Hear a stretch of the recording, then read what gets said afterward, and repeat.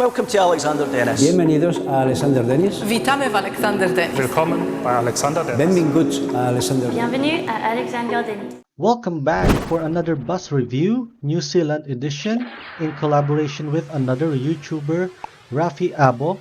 Yung mga hindi pa nakakapunta sa YouTube channel ni Sir Abo, please check him out. Link will be on the description below.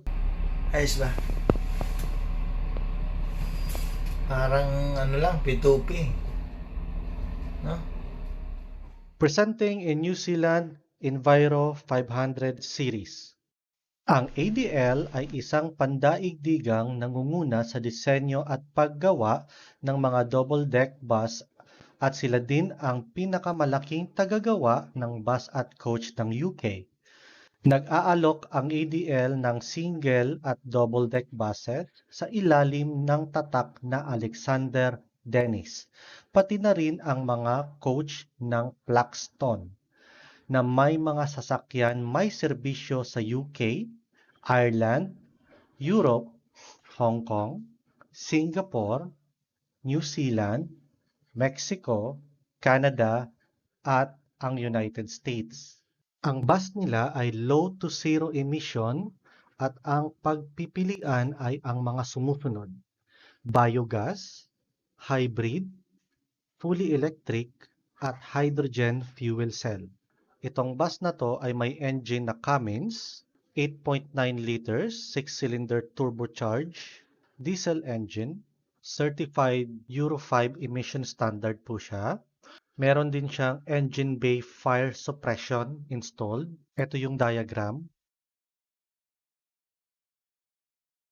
Ang mga paunang sasakyan ay sertipikado sa antas ng paglabas ng Euro 5, ngunit ang disenyo ay maaaring tumanggap ng paparating na Euro 6 or kilalang tawag na Euro 7 at mayroon din kakayanan na i-upgrade o i-convert ang diesel power sa hybrid o sa full electric engine sa hinaharap kung kinakailangan.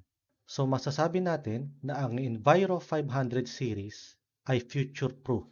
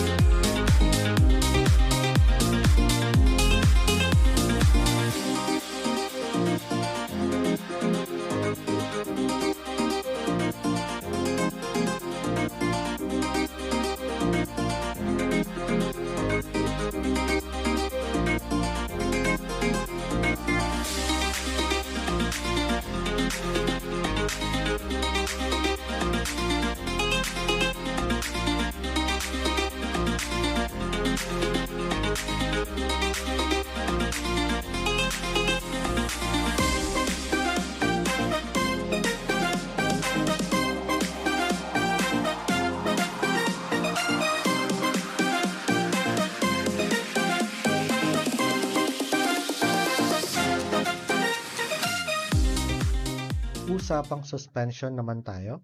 Naka-air spring suspension, double dampers or commonly known as shock or strut, multilink suspension for additional comfort sa mga lubak at humps, anti-roll bar or commonly known as sway bar. Ang resulta is premium ride quality, nag-increase yung stability, nag-improve yung handling at saka comfort. Ito yung itsura sa loob ng air spring. Hollow siya at hangin lang ang laman. And lastly, nilagyan nila ng rapid kneel to lower front suspension by a minimum of 3.2 inches.